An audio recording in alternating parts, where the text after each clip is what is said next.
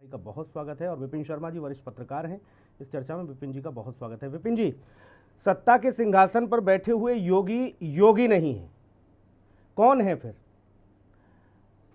क्या अर्थ है इसका? देखिए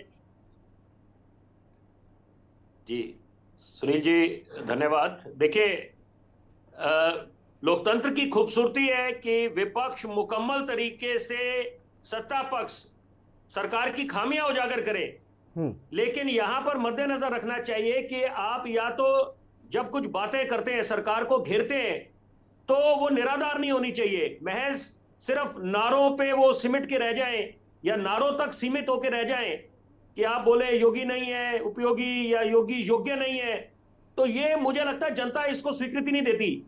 आप नहीं, योगी मुद्दों उपयोगी पे है घेरे। नहीं है, वो भाजपा समझती है उसको, लेकिन मैं तो इतना समझना चाह रहा हूं, कोई जो सत्ता के सिंहासन पर बैठे हैं वो कह रहे हैं अखिलेश जी कि ये योगी नहीं है, फिर कौन है?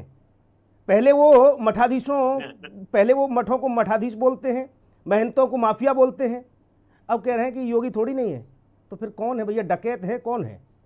कुछ तो बताओ। देखिए, बिल्कुल बात, देखिए वही मुद्दा ही वही है। देखिए, तो आप खुद समझे कि जब मुख्यमंत्री योगी आदित्यनाथ को जनता ने अपना जनादेश दिया है 2022 के चुनावों में, तो कोई ना कोई तो कारण रहा होगा। तो यहां पर अगर आप कोई भी नेता हो, मिसाल के तौर पे चाहे वो भाजपा से हो, चाहे आम आदमी पार्टी से हो, चाहे कांग्रेस से हो, अगर वो महज बयानवीर बन के कुछ ऐसे बयान दे जाते हैं, वो जनता के गले नहीं उतरते यहां पर। और यहां पर आप घिरे, मैं तभी तो उस बात का जिक्र कर रहा हूं सुनील भाई कि यहां पर आप मुद्दों पे बात करें, बेरोजगारी पे बात करें कि सरकार इन्वेस्टर समिट रखती है तो उससे कितना वहां पर इन्वेस्टमेंट आई, कितने रोजगार मिले, महंगाई कितनी काबू हुई, किसानों का क्या हुआ, महिलाओं को कितना रोजगार मिल रहा है, महिलाओं को आप सशक्त कैसे कर रहे हैं, वो बातें समझ आती है। लेकिन ये महज नारों तक सीमित होके या व्यक्तिगत हमलावर बन जाए, बयानवीर बन जाए, वो लगता है मुझे बेबुनियाद बातें हैं। तो यहां पर जनता, यही कारण है, ये जनता बड़ी जागरूक है, 21वीं सदी की जनता है। और मैं जरूरी बात चाहता हूं आज इस चर्चा में, उस बात का भी जिक्र हो, संक्षेप में बोलूंगा।